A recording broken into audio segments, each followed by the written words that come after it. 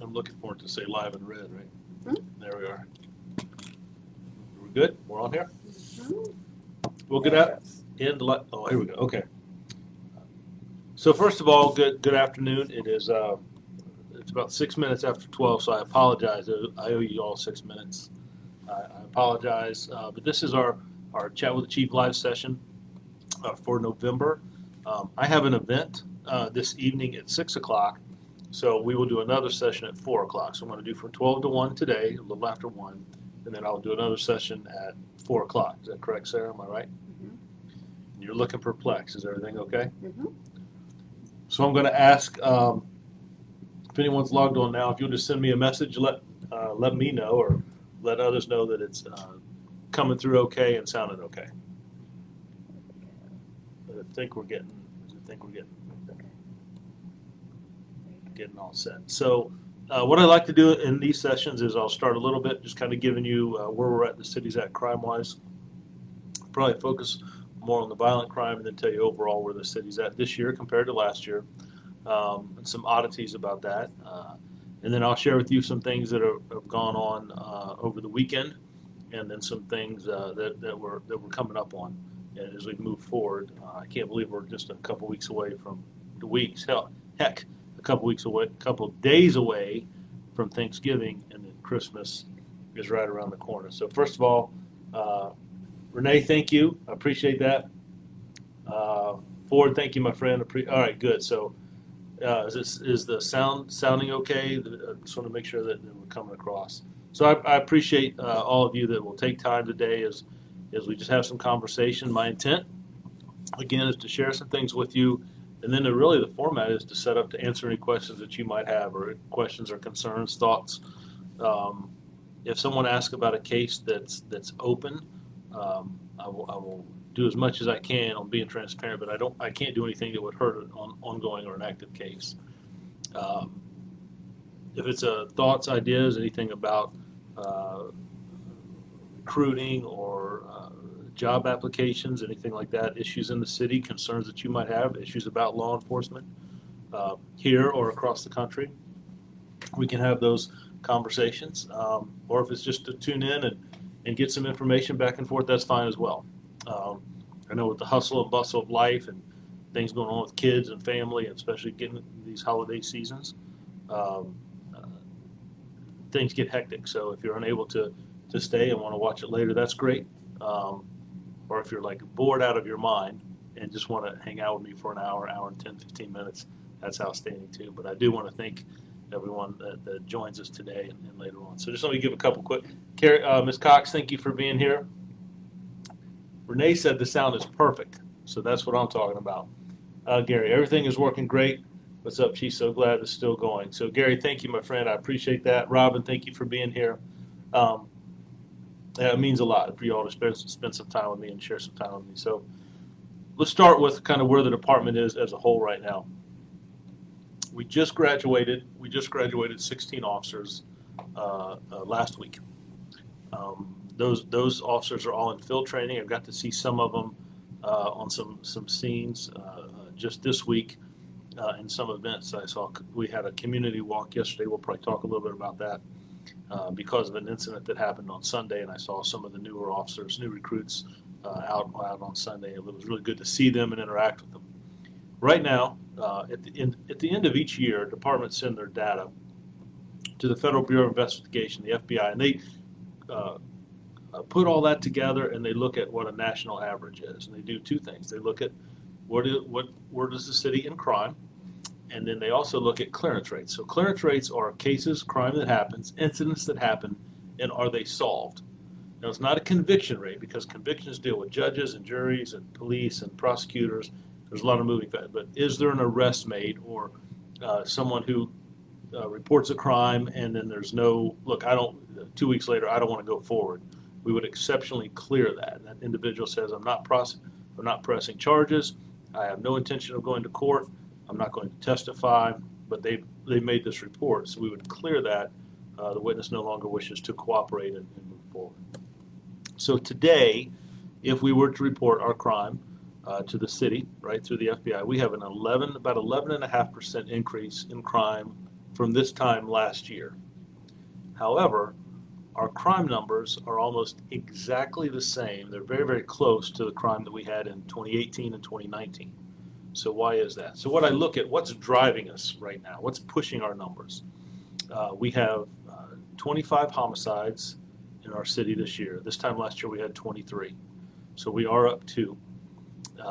We have about 6 or 7 more shootings right now than we had last year. The incidents are about the same, but what we've had is some drive-by shootings where there's been a crowd of people and an individual in one incident would fire, and 3 individuals might have gotten shot in the leg or their ankle or their lower extremities. So it's one incident, but we still have 3 people. That's 3 victims. That's 3 aggravated assaults, 3 shootings. But we are up about 6 or 7 where we were this time last year.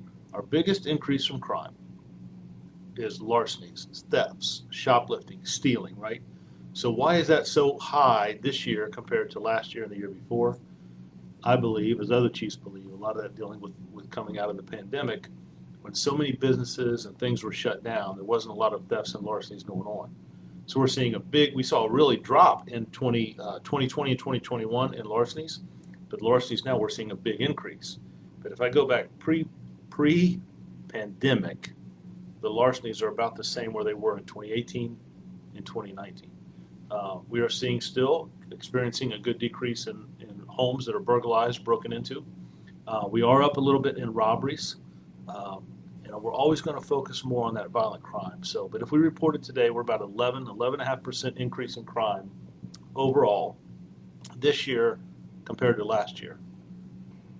But I'm not sure that's an exact comparison because of what we saw through COVID. So I'm really looking at crime this year compared to the crime that we had in 2019. Those are some things I'm looking at. But nevertheless, regardless, being open and transparent, we're about 11% up in crime compared this year to last year. So 11% increase. And if you ask me, Chief, what's really driving that? We have a difference of 7 shootings. We have a difference of 2 homicides. But our larcenies are about 150 different items stolen, right? So all of those count. So I just wanted to share that with you, kind of where we're at now. Some will say, Chief, it's statistics and numbers. It's important for us to be evidence-based and data-driven. But I know that every one of those incidents, every one of those reports, every one of those cases, it affects a family or a neighborhood or a community or a business. So I don't look at it to downplay it. Oh, this incident.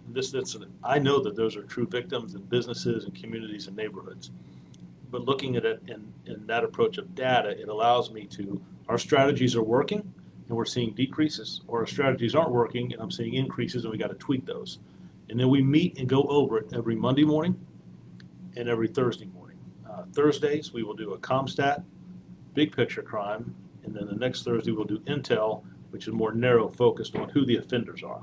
Then we go back to CompStat and then back to Intel. So every Thursday from about 1 to 3, we spend about 2 hours going over crime, and then every Monday from 1 to 3, we do the same thing with the division leaders of the department going over crime and what's going on in the community. So I just wanted to share that with you a little bit about where we are reflectively. I'm going to do some hellos and check in a little bit, and I'm going to talk to you a little bit about things that have happened over the weekend and things we have coming moving forward. So, and I got Robin. Annette, thank you for being here. Evelyn, thank you. Ola, thank you. It's good to see you. I saw something about panhandlers. Yes, we're here. Still have an issue with panhandlers. They haven't been as aggressive, but that just isn't a good look for Newport News when we should have things in place that can help them out. If you don't have the programs that can help them or laws that stop them, why would you do anything to help themselves? Goal should be to help, not ignore. So Gary, let's just touch base a little bit on some things you talked about. You're right. It is not my intent to charge individuals criminally for panhandling. Now, aggressive panhandling can be dangerous for individuals who are panhandling and their drivers, right? There's been cases where individuals even here have been struck by vehicles because they're in the roadway. Or people get frustrated because someone might be panhandling, receiving some type of money, currency, whatever it might be, and that causes some arguments and aggression. Hey, we're trying to get somewhere and we're held up. So the word ignore, that's not the case. We have tried several issues to address panhandling, and it's not my intent, right, to arrest them.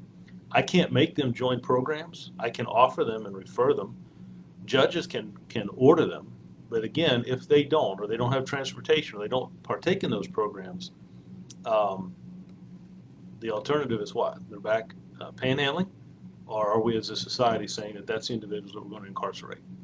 And if they don't have the ability to pay fines, or it's kind of a cycle. So a lot of things that happen in society get landed at the foot of the police department. And our job is to enforce the law.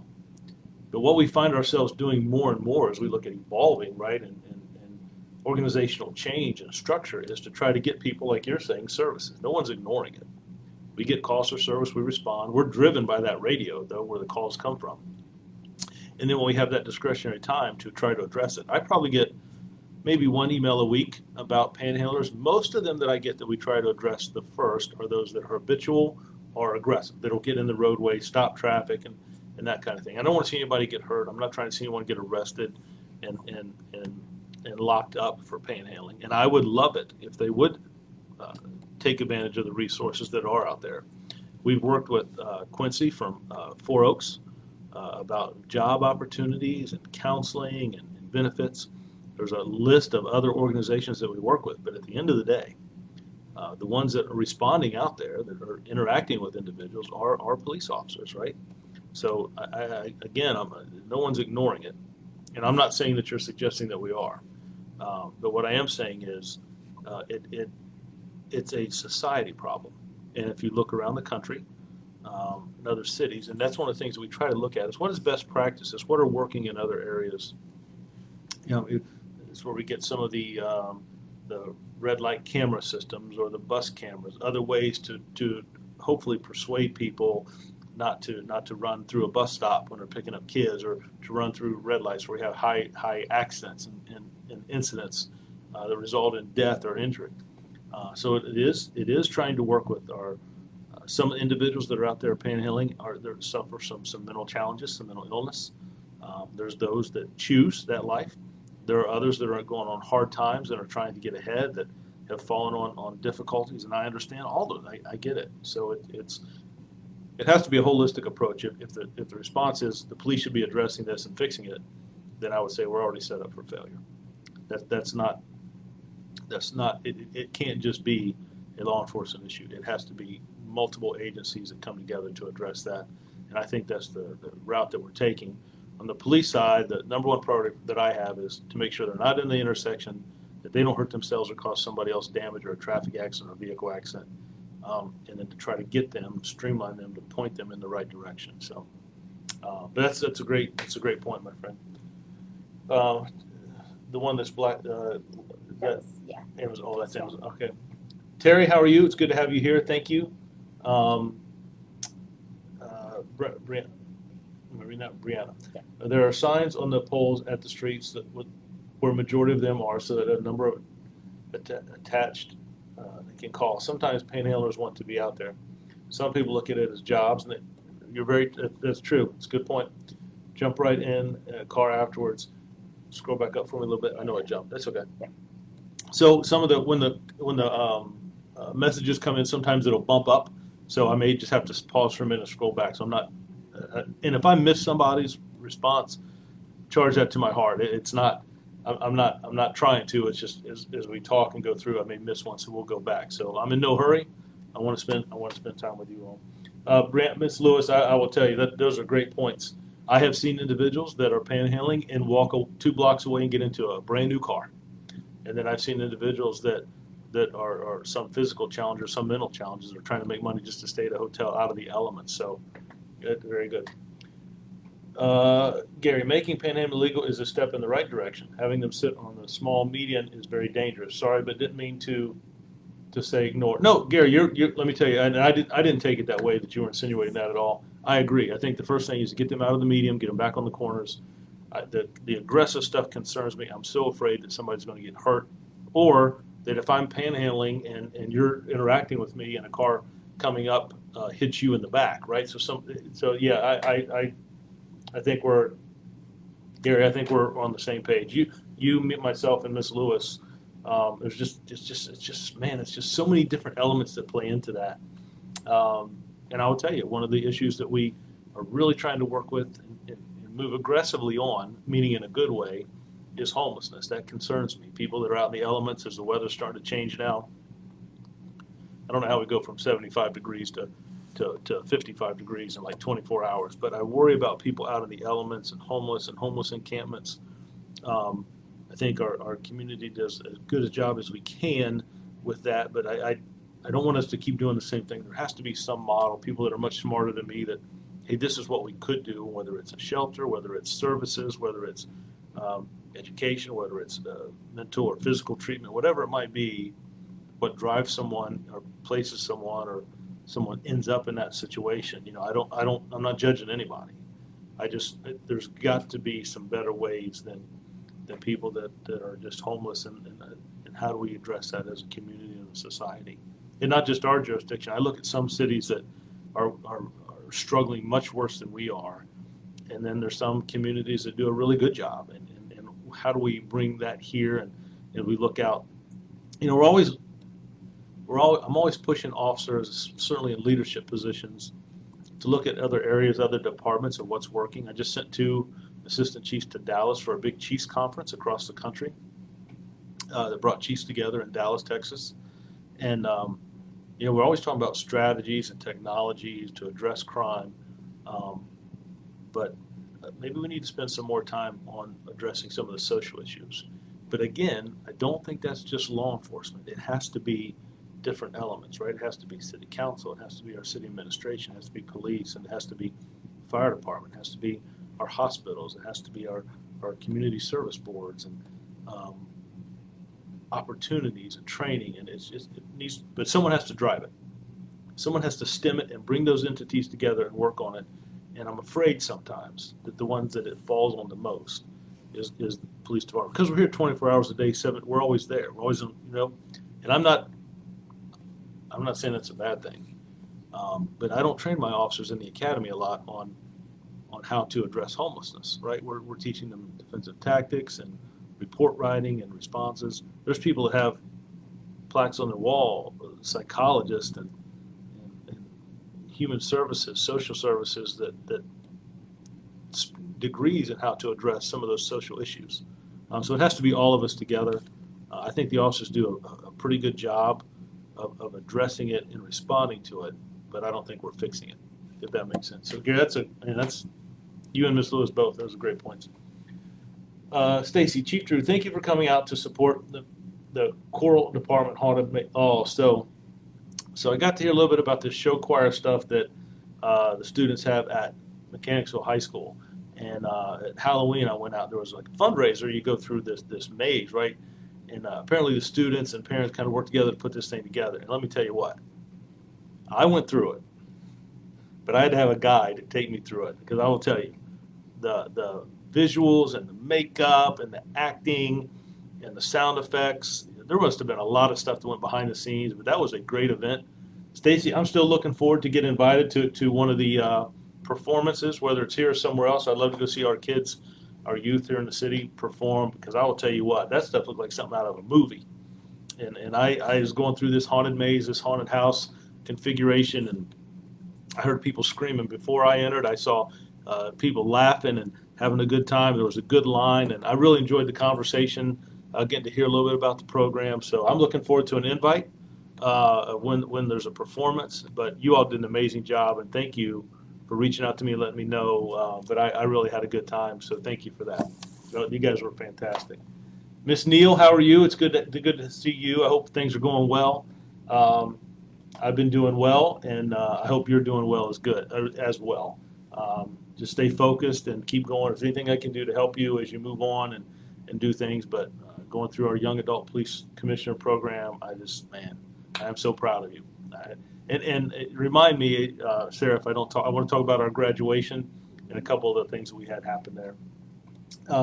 Ms. Haywood, hi, Chief Drew. We need more CIT officers on call for the mental health and if I need to call for service when it's mental health related.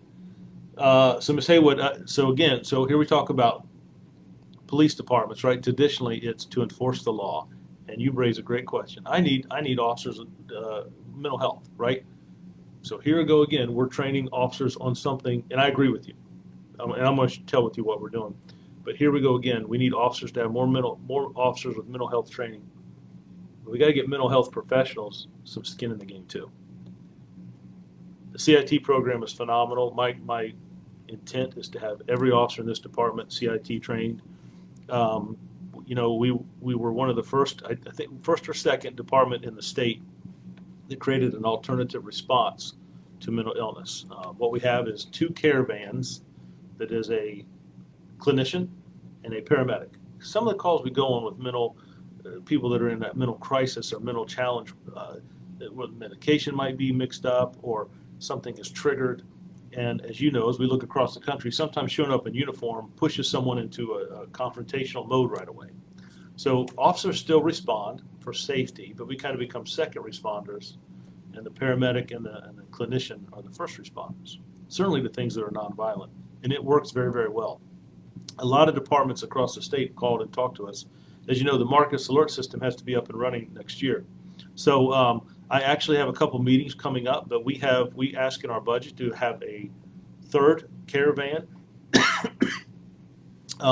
So we're bringing clinicians and paramedics working together as our dispatchers dispatch them to mental illness calls during the day. We don't have it 24 hours a day, 7 days a week. We're growing.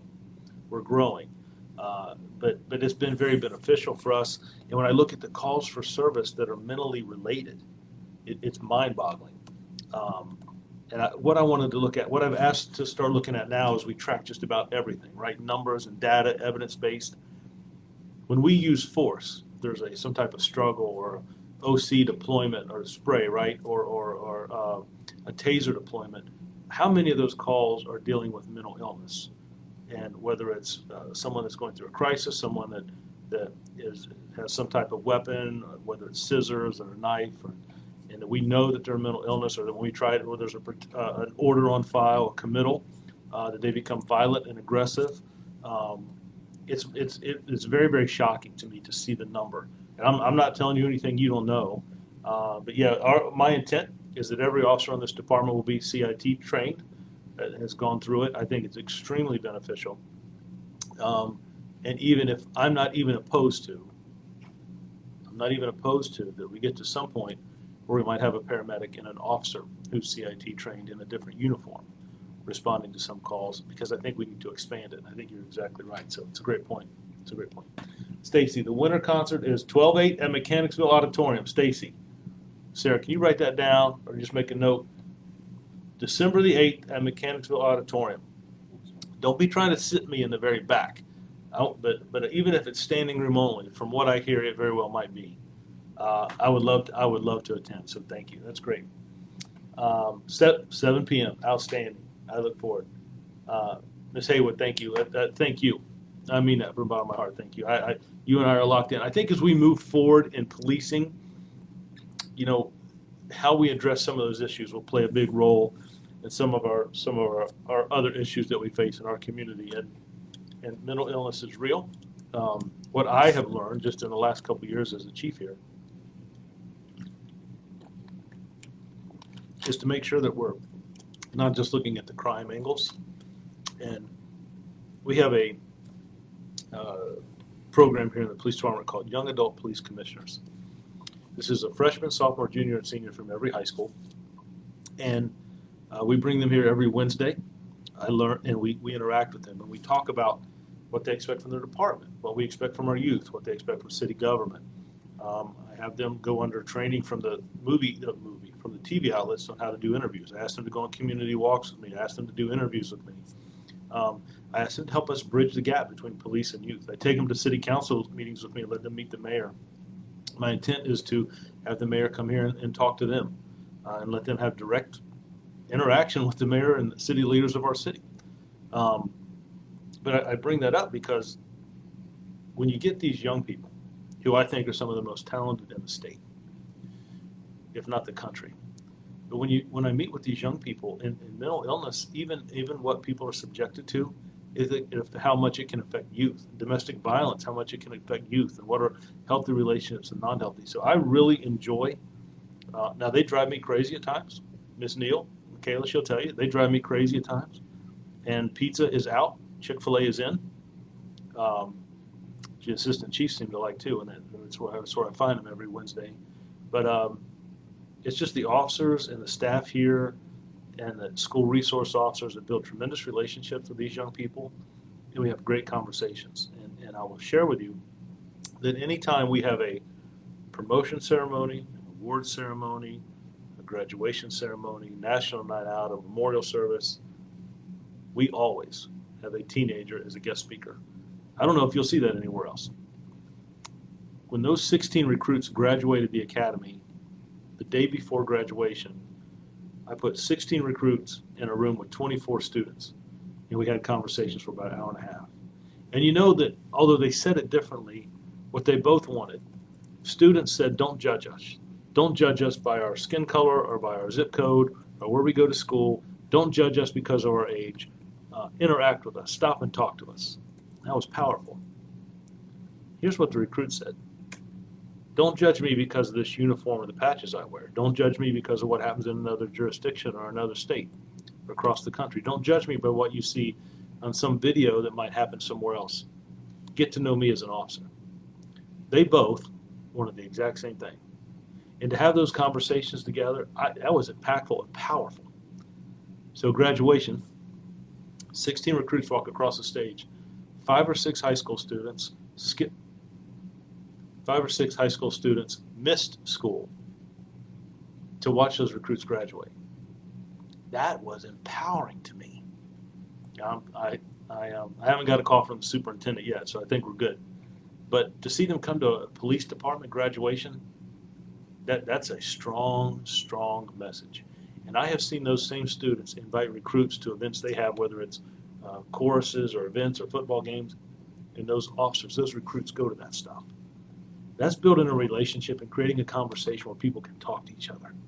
And that is power. I didn't mean to get on that soapbox, but I'm telling you, that is very, very different from what policing was when I started 30 years ago. It is very, very different.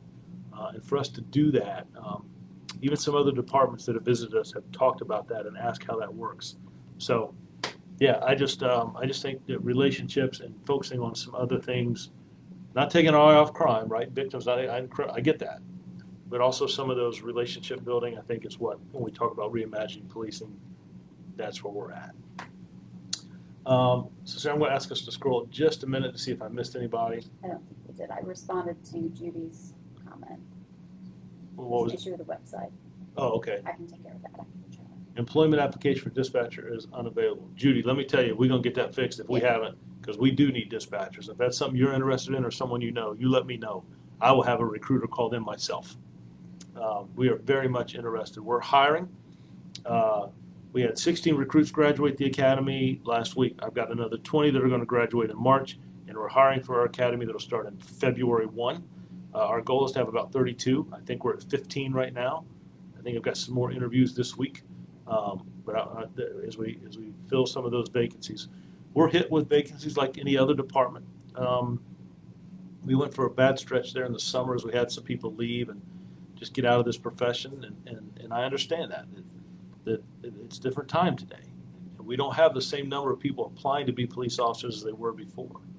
And we're not just taking anybody who walks through the door, but people who have a heart for service. People who understand that it's 24 hours a day, 7 days a week, midnights, and when you get off, you might be at the hospital because of an injury to someone you've arrested, or they need to be medically or mentally evaluated, or coming back in on a marathon or events when you've already worked your week and now you're back in, the time away from home and birthdays and family events. I have some officers on this department that their Christmas morning is the day after, or the day before, or their Thanksgiving meal is the day before or the day after, or at night.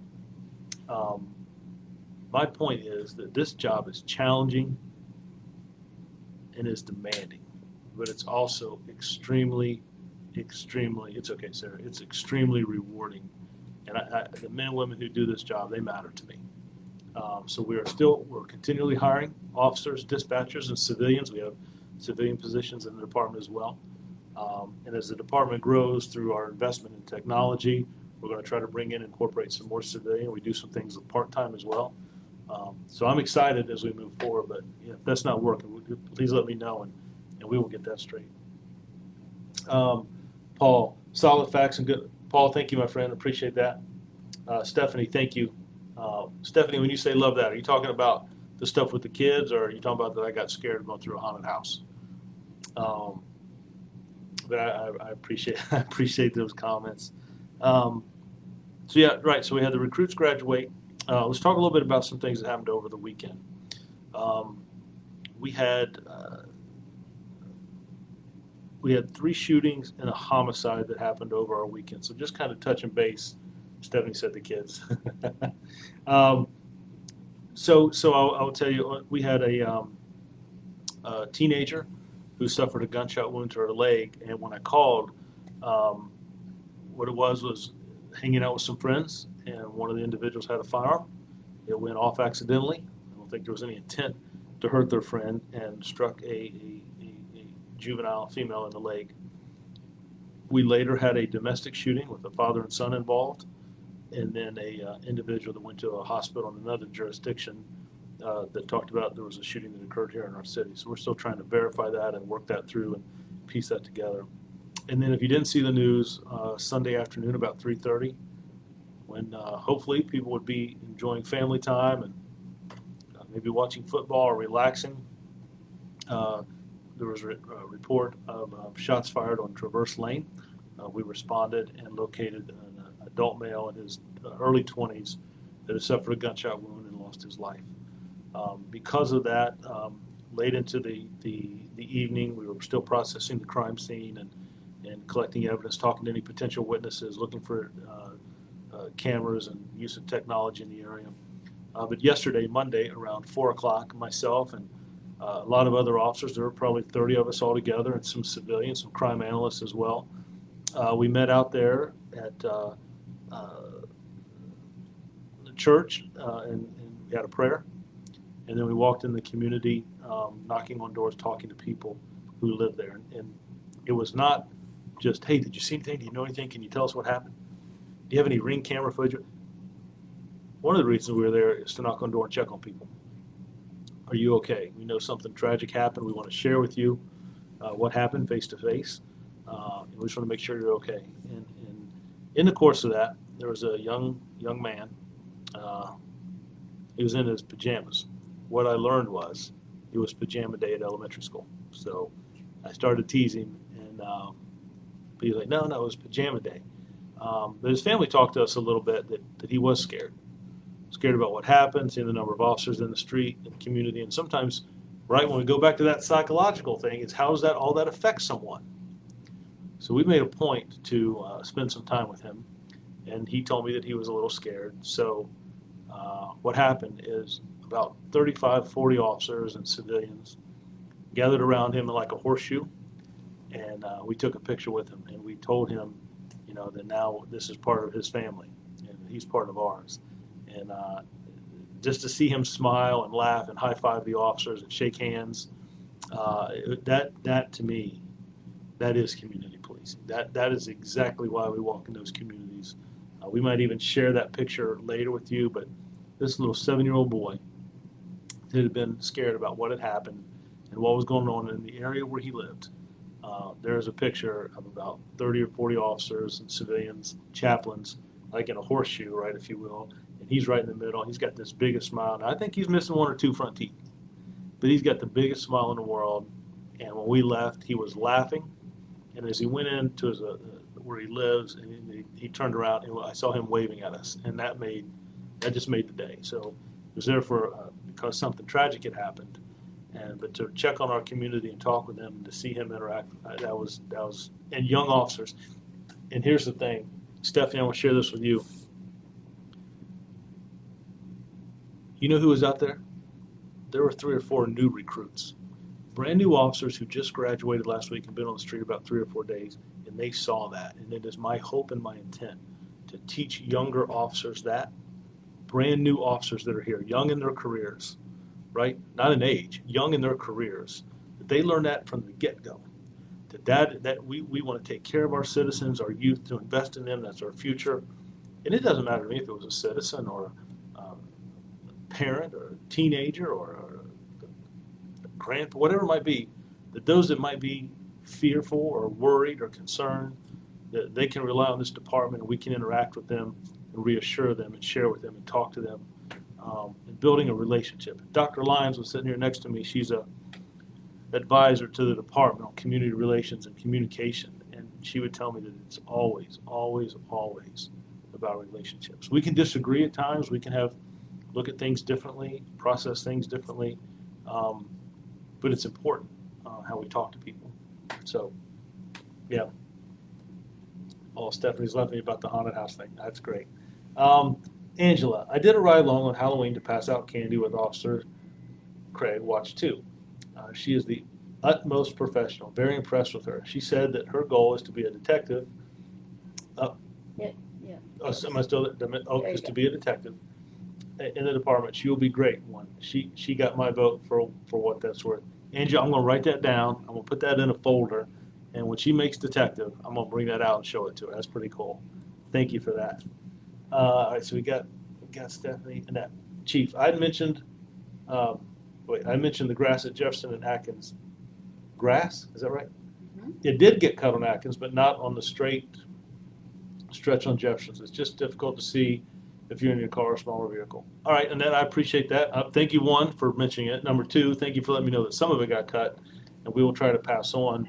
I don't know if we had talked about before, but we are moving. We will have 3 environmental officers that address things like blight, abandoned vehicles with windows broken out, no tires, and cars on the street.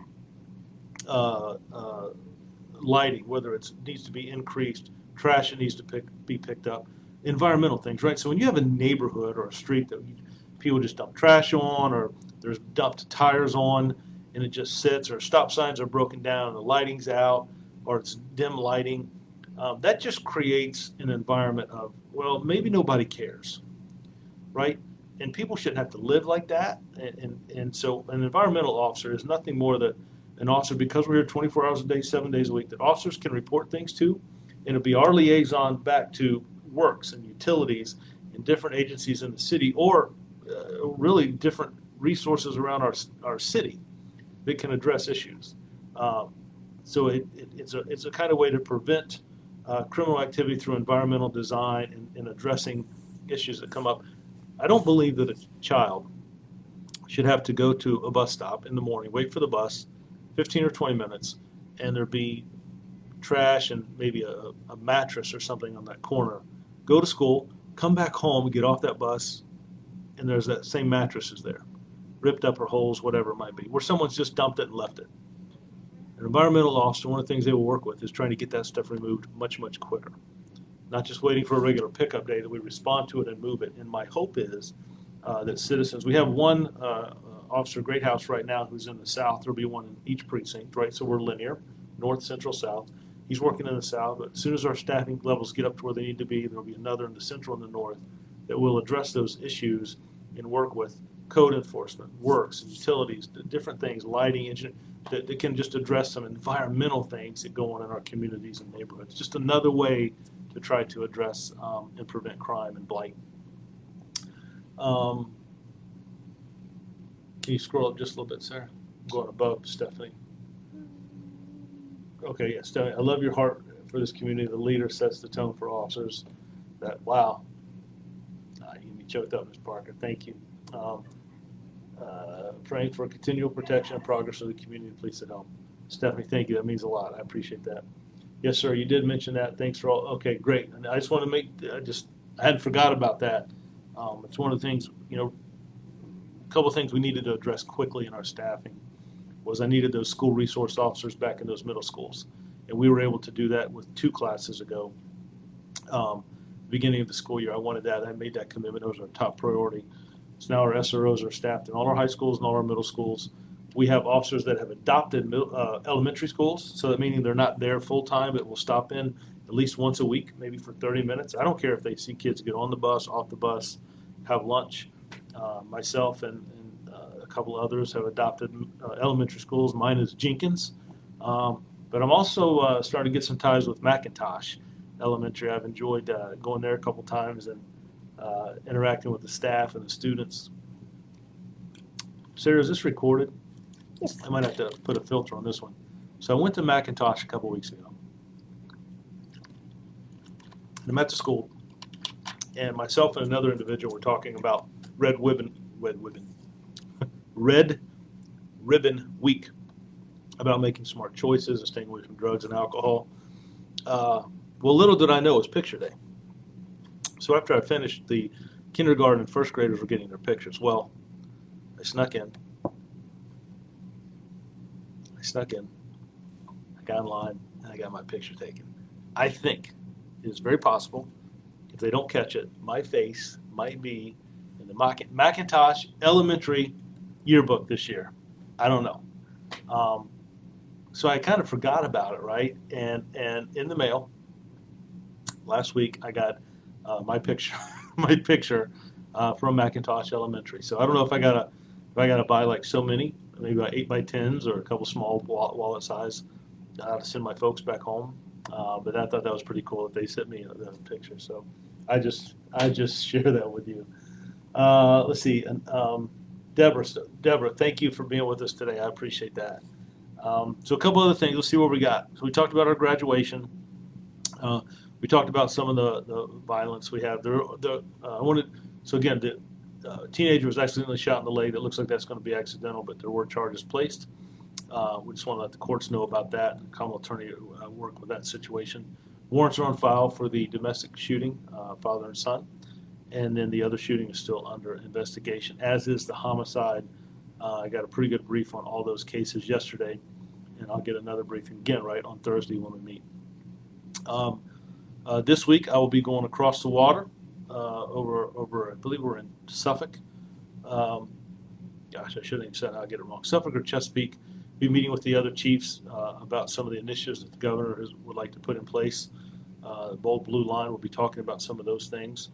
We're preparing our budget. A lot of things we'll be looking for is technology and some additions I'd like to make to the department, some suggestions, some sworn and some civilian. We also put in money for additional training and bringing people here or sending officers to other localities. And then we also talked about some of the technology we'd like to continue to focus on that has been very, very beneficial for us. So that I think those things have been important. Paul, Chief, I always try to catch all of your live broadcasts. I enjoy how true, genuine, and caring for the community you are. My last view was when I was in the Philippines. That's right, last month. You now have several viewers there. Anyway, I'm back and working in Newport News on a job remodel. Wow, okay. Last we probably a dozen or more of your units came in heavy and did a raid on a townhouse. Not sure the issue there, but I did have a front row seat and was able to observe the professionalism and the training of your officers, top notch. Paul, well, thank you. I'm not sure what it was either, unless it was a training or if there was an individual with warrants on file, something along those lines. But first of all, welcome back. Don't get me in trouble in the Philippines, man. But no, it's good to hear, and I'm glad you're back safe back here in Newport News. And yes, I will tell you, the state requires X amount of training. We double that here. And then we add more things on, not just our recruit class, but in service. We meet at the beginning of the year, and Chief, what are some things you want to hone on, right?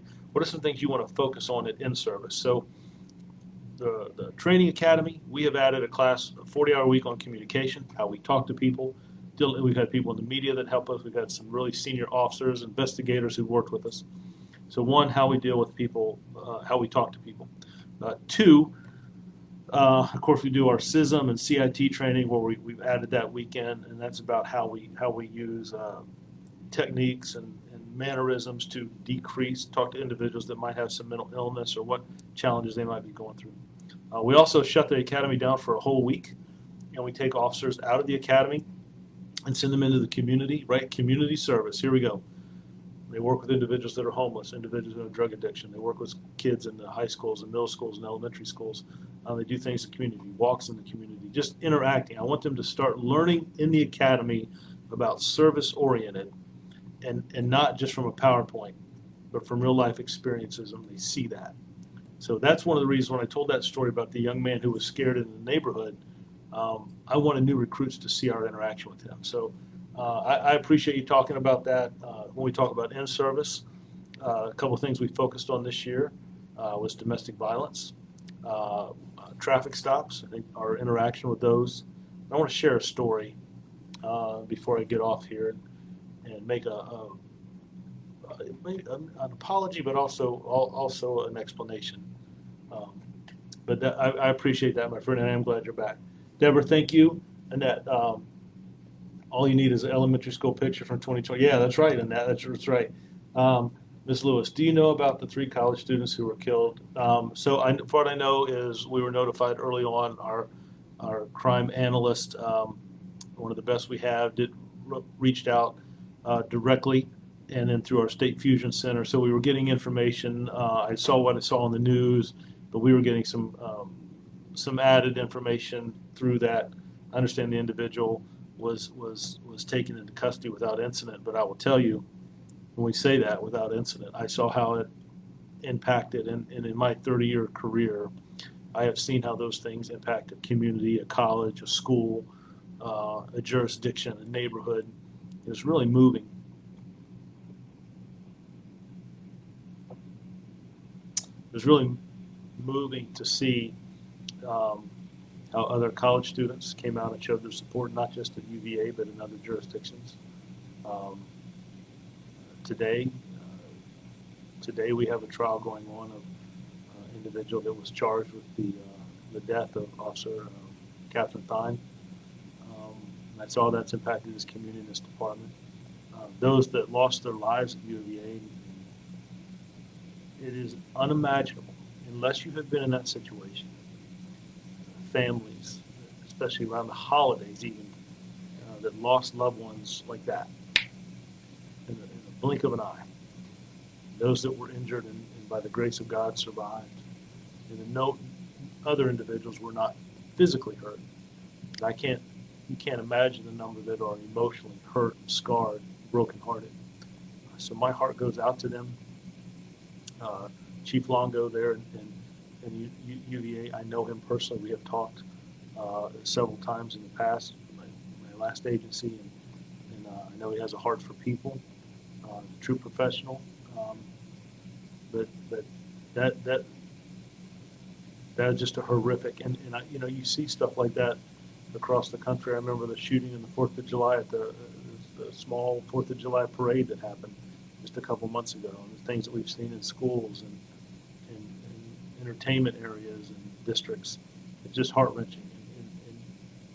And even back here with the homicide that we had Sunday afternoon at 3:30, it's just, there has to be a better way. And I don't know all the particulars. I don't even know the motive, or I don't pretend to, for the shooting in UVA. But my heart goes out to the college, family members who've lost loved ones, friends, the football team, community, family, loved ones, brothers and sisters. It's heart-wrenching. So maybe all of us, please keep them in our thoughts, as I'm sure more information will come out. And I wish I would say that would be the last time something like that happens. But we all know we live in a different world. That's one of the reasons that the men and women who do this profession, not just here in Newport News, but across the country, they matter to me. The sacrifice that they make and what they bring to the table, and we don't get it right all. Believe me, just because we wear these patches and this badge, this uniform, it doesn't mean that we're better than anybody else. It doesn't mean that we get it right all the time, that we're perfect. Nothing could be further from the truth. What it does mean that men and women are take an oath and try because they have a passion. Are there those that don't do the right thing? Absolutely, just like there are in every profession. But for the majority that go through that training academy and do this job and sacrifice their time away from families to help people and to try to make things better. It's just an officer that I talked to yesterday that broke down, and he got kind of teared up because he couldn't bring resolve to some cases, to some families. And I just talked to him a little bit, and he'd been here a little under 10 years. And I'm like, it doesn't get easier, my friend. It gets harder. So you got to balance that But what I shared with him is, I'm impressed with your heart for people. Because if you couldn't solve this or you couldn't bring result to that, and it didn't bother you, I'm looking for those officers that it does bother. Those officers who want to put in that time and effort. That makes all the difference in the world. So it's just a great point. Did I leave off with Deborah? Let's be kind to each other. Also forgive each other. Since July 27th, when my mother passed away, wow. I'm sorry, Deborah. We had 3 other family deaths, all natural. Just love each other. You never know when this Lord is going to need them back. Also, stop hurting each other. It's so out of hand. I shouldn't be scared every time my daughter goes to school. Deborah, I tell you, Robin, thank you for your comment, Ms. Bannon. Deborah, I'll tell you, you couldn't be more right. I think if anything I've learned in 30 years is I've evolved. I look at things differently. You know, I'm not justifying anyone being violent, but why? What happened? Why did this person act out? What caused this? What triggered this? I do think there are those individuals. I think there's evil in the world. There are people who want to take advantage of other people. There are people that try to get over on other people. Some of the areas where we have crime, it's not even people who live in that neighborhood. It's others who come into that neighborhood and think they can prey on other people and take advantage of them. But I'm always interested in why. What started? What happened? And when someone uses violence, not only do you wreak havoc on that victim and that victim's family, but also the community in the neighborhood, but also the suspect's family. The suspect's family members that love them, that care about them. If I had a wish, we would just stop hurting one another, put down firearms or whatever, and just embrace one another, work together to try to solve problems and resolutions. We don't have to always agree, but we should be able to sit down and sit at a table. And if your solution is 10 and my solution is 1, what I worry about is, what I see often, is that you're not budging, nor am I. And things just stay the same. You're hard pressed on number 10, and I'm not coming off of number 1. If we could get to the point where we met at 4, 5, or 6, we'd get some things done. And I just think that's the mindset we've got to have, is working together and remember why we do this job or why we're on this planet, why we care about people.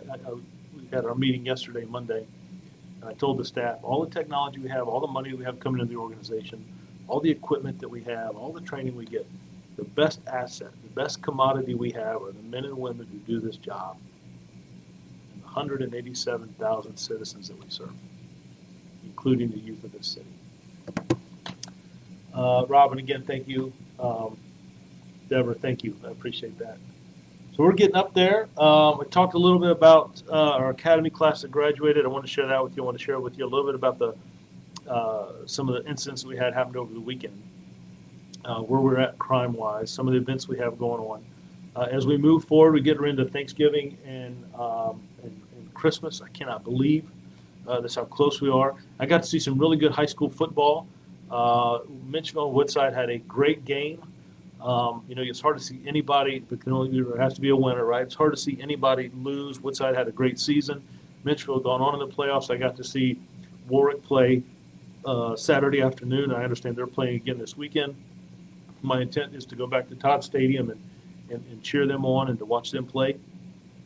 I think we had a really good meeting with the school system, finishing up with football. And then as we get ready to move in to high school basketball, make sure we have good plans in place and that we're coordinating and working together as we move forward. My friends in Norfolk. Norfolk, I have not been to it before. They have like a Christmas parade, I believe it is, or a celebration of lights on Saturday. They have some issues with staffing. I don't think that's been reported, and I'm not saying anything.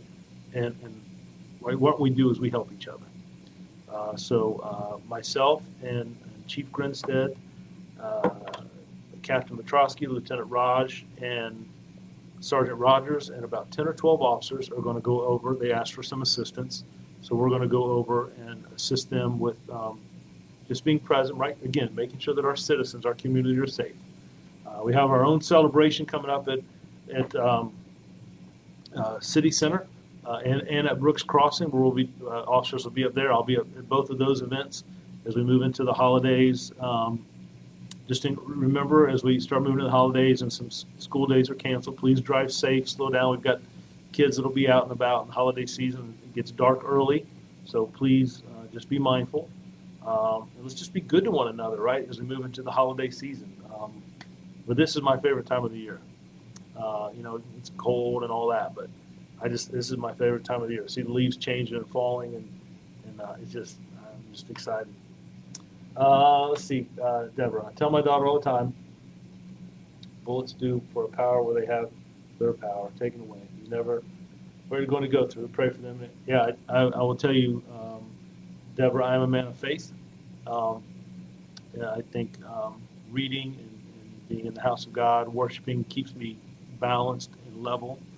And I appreciate my parents having me in church at an early age, and a relationship from what I learned from pastors here in Newport News and chaplains that work with us. People are hurting and struggling, and that keeps me balanced. So I believe there's a lot of power in prayer, so I appreciate that.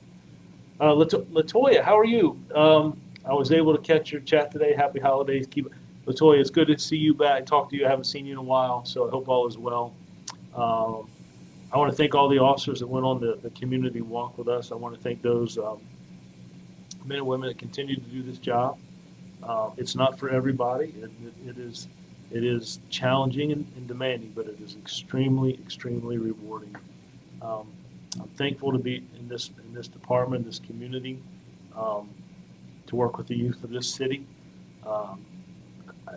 This is a great profession, and I am very humbled to be the chief here and work with such great men and women. Later today, I'm meeting some military individuals with Langley Air Force Base, new leadership there that I'll be sitting down and talking with. As we move forward, we've talked about Norfolk, we've talked about the holidays, talked about our own city events, right? Up at City Center and then Brooks Crossing. A couple weeks ago, our honor guard and myself and others attended the funeral of a good friend of mine. Former Mayor Joe Frank did a lot for this city, but he wasn't the mayor when I got here. But I got to meet him, and he really befriended me. We became very close. We had a lot of good conversations. He has a fantastic family. His wife preceded him in death about a year, James Susan, and there's a memorial later today that I'll be attending for that. And then on Wednesday, our Mayor Price, who I have the utmost respect for, a mentor to me, just has a heart for people. He will give his final State of the City address, so I will be there. And he invited the young adult police commissioners if they would like to attend as well. I thought that was just a classy move. I got to go to a fundraiser at Achievable Dream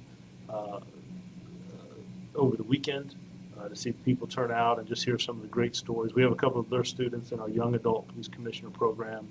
And again, just youth, just the good things happening in our community and city. And I just saw people pouring out compassion and making donations.